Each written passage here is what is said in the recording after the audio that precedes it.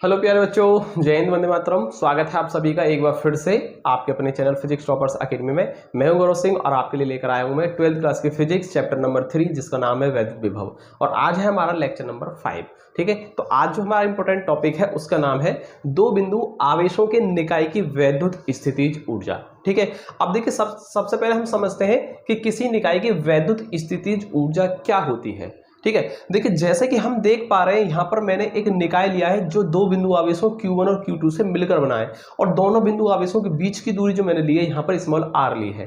ठीक है, देखिए अब इसको बनाने में जितना भी कार्य किया गया होगा उस कार्य को ही निकाय की वैद्युत स्थितिज ऊर्जा कहेंगे। ठीक है, तो अब देखो इसको बनाया कैसे गया होगा। अब हम समझते हैं कि इसको कैसे बनाया गया होगा। ठीक है, देखिए पहले ये जो दोनों आवेश रखे हुए हैं ना, ये अनंत पे होंगे। कहां होंगे? अनंत पर। सपोज करो ये हमारा बिंदु ए है और ये हमारा बिंदु बी है। पहले हमारे Q1 Q2 आवेश जो है, दोनों बिंदु आवेश ये अनंत दूरी पर रखे हुए यानी अनंत पर रखे हुए हैं। सबसे पहले हम Q1 आवेश को अनंत से लेकर आएंगे और बिंदु ए पर ला करके रख देंगे। ठीक है, तो यहां पर कुछ कार्य होगा। ठीक है, जितना भी होगा शून्य होगा या जितना भी होगा हम पहले देखेंगे कार्य कितना हुआ है। ठीक है, उसके बाद फिर Q2 आवेश को अनंत से लाएंगे और इस बिंदु बी पर लाकर रख देंगे। तो फिर यहां देख लेंगे कितना कार्य हुआ है। ठीक है, फिर कुल कितना कार्य हुआ है यानी टोटल वर्क हम फाइंड कर लेंगे। पहले जो Q1 को लाकर रखा था उसमें देखते हैं कितना वर्क हुआ और यहां Q2 को लाकर रखने में फिर देखते हैं कितना कार्य हुआ। सारे कार्य को एक साथ ऐड कर देंगे यानी कुल कार्य निकाल लेंगे। जितना भी कुल कार्य किया जाएगा वही इसके अंदर स्थितिज ऊर्जा के रूप में संचित हो जाएगा। आई थिंक आपको इतना समझ में आया होगा। अब देखिए इसको कैसे करेंगे हम। सबसे पहले देखिए ये दोनों आवेश जो है Q1 और Q2 कहां रखे हुए हैं? हमारे अनंत पर रखे हुए हैं। कहां रखे हुए हैं? सपोज करो यहां पर अनंत पर रखे हुए हैं। Q1 आवेश भी रखा हुआ है और Q2 आवेश भी रखा हुआ है। ठीक है, सबसे पहले हम Q1 आवेश को लाएंगे बिंदु ए पर। ठीक है, पहले हम Q1 आवेश को बिंदु ए पर लाकर रखते हैं और किया गया कार्य निकाल लेते हैं। ठीक है, देखिए माना Q1 आवेश को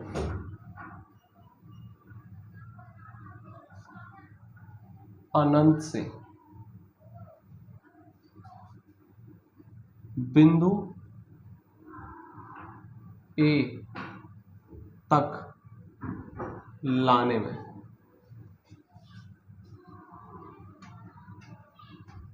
किया गया कार्य, कितना कार्य हुआ? सपोज करो उसको W1 माना हमने। ठीक है, अब देखिए हम जानते हैं यहां पर कोई भी आवेश नहीं है। ठीक है, कोई भी आवेश पहले से मौजूद नहीं है तो हमें किसी भी आवेश के विरुद्ध कोई कार्य नहीं करना पड़ेगा, अर्थात W1 जो होगा हमारा शून्य होगा। ठीक है, हम आराम से इस Q1 आवेश को लाकर यहां रख देंगे, हमें कोई भी कार्य नहीं करना पड़ा। क्यों नहीं करना पड़ा? क्योंकि यहां पहले से कोई आवेश नहीं है जिसके विरुद्ध हम काम करेंगे। ठीक है, किसी के विरुद्ध हमें कार्य नहीं करना है तो कोई भी आवेश नहीं था, हमने इसको लाकर रख दिया, हमें कोई भी कार्य नहीं करना पड़ेगा, केवल W1 बराबर क्या हो जाएगा? 0 हो जाएगा। ठीक है, अब देखिए अब हम Q2 आवेश को लेकर आएंगे बिंदु B पर, लेकिन सबसे पहले हम इस Q1 आवेश के कारण इस बिंदु B पर विभव निकालेंगे कितना है। ठीक है, क्योंकि हमें जब Q2 आवेश को लाना है B बिंदु पर तो हमें Q1 आवेश के विरुद्ध काम करना होगा। क्यों करना होगा? क्योंकि Q1 आवेश जो है ये भी धनात्मक है और Q2 आवेश ये भी कैसा है? धनात्मक है। जब इस Q2 आवेश को हम बिंदु B पर लाने की कोशिश करेंगे तो Q1 जो है, Q1 आवेश इस पर क्या करेगा? प्रतिकर्षण का बल लगाएगा। ठीक है, तो अर्थात हमें Q2 को बिंदु B तक लाना है तो Q1 के विरुद्ध कार्य करना होगा। ठीक है, क्यों करना होगा? क्योंकि बिंदु B पर Q1 के कारण कुछ ना कुछ विभव होगा। ठीक है, जिसके कारण हमें Q2 को बिंदु B तक लाने में कार्य करना होगा।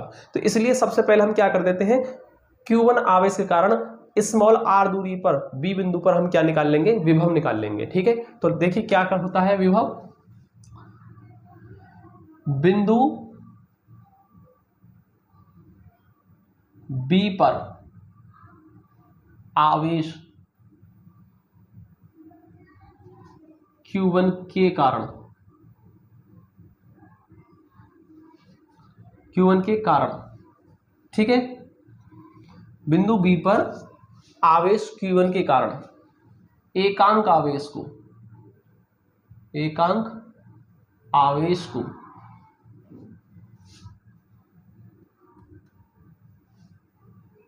अनंत से, ठीक है, एकांक आवेश को अनंत से लाने में किया गया कार्य। देखिए हम क्या कर रहे हैं, हम Q1 आवेश के कारण बिंदु B पर हम एक कूलाम आवेश को अनंत से ला रहे हैं बिंदु B पर, तो कितना कार्य होगा कि जो कार्य होगा वो किसके बराबर होगा, वो होगा हमारा बिंदु B पर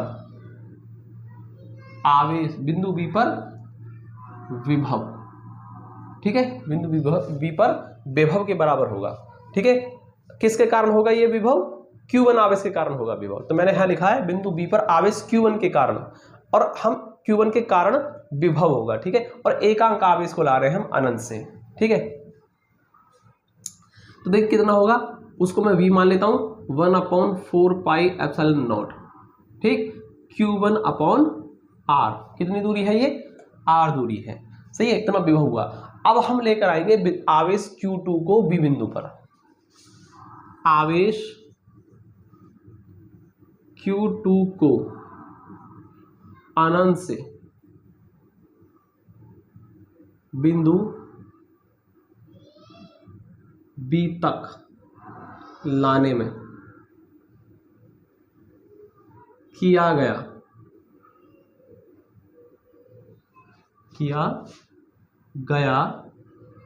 कार्य, उसको मान लेता हूं मैं W2। W बराबर VQ होगा, W बराबर VQ, ठीक है। W2 बराबर V इंटू Q2 आवेश को ला रहे हैं हम, ठीक है। और W बराबर कितना हो जाएगा V, और V का मान हमने ऊपर निकाल रखा है 1/4 pi epsilon not Q1 upon R into ये हमारा Q2। तो W2 कितना हो जाएगा हमारा 1/4 पाई एप्सिलॉन नॉट और Q1 Q2 upon small r। तो इतना कार्य हुआ हमारा, ठीक है। और W1 कार्य हमारा इतना हुआ। तो Q1 आवेश को हमने लेकर आया, यानी Q1 आवेश को हम लेकर आए हैं बिंदु A पर, तो कार्य कितना हुआ 0। और जब Q2 को हम लेकर आए हैं यहां हमने लाकर रख दिया आवेश को, तो कार्य कितना हुआ इतना। अब देखिए हमें निकालना है निकाय की वैद्युत स्थिति ऊर्जा, ठीक है। निकाय की वैद्युत स्थितिज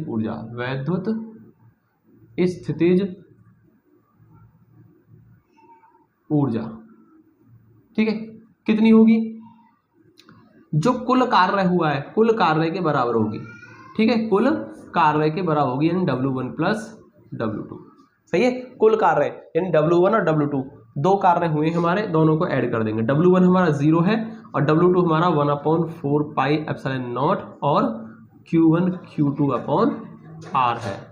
तो कुल मिलाकर के 1/4 pi epsilon not Q1 Q2 upon R, इतना कार्य किया जाएगा। टोटल वर्क निकल गया और यही निकाल की वैद्युत स्थिति ऊर्जा होगा, ठीक है। आई थिंक आपको समझ में आया होगा। अगर समझ में नहीं आया तो आप इसको दोबारा कर लीजिएगा, दोबारा से वीडियो देख लें, आपको बिल्कुल क्लियर हो जाएगा, ठीक है। चलिए, वैसे इसका एक और तरीका भी है, जिस तरीके से हमने वैद्युत विभव की परिभाषा निकाली थी, एक कूलाम आवेश को अनंत से वैद्युत क्षेत्र के अंदर लाए थे, कुल के आगे कार्य निकाला था हमने, अनंत से R दूरी तक की लिमिट लगा करके वर्क डन किया था, उससे भी निकाल सकते हैं। वो थोड़ा सा और ईजी होता है, ठीक है, तो वो भी ईजी होता है मेथड, वो भी अच्छा मेथड है और ये भी ठीक है। तो आपकी मर्जी, आप कोई से भी मेथड से कर रखें, ठीक है, किस मेथड से करना है वो आपकी मर्जी है, ठीक है। ये मेथड मैंने आपको समझाया क्योंकि ये मेथड एक्टिव वाली बुकों के अंदर यही वाला मेथड दे रखा है, और जो पुरानी कुमार मित्र वाली जो बुक है उनके अंदर वो दूसरा वाला मेथड दिया हुआ है। तो आपकी मर्जी, जो भी आपको मेथड ठीक लगे आप उससे कर सकते हैं, ठीक है। चलिए, ठीक है।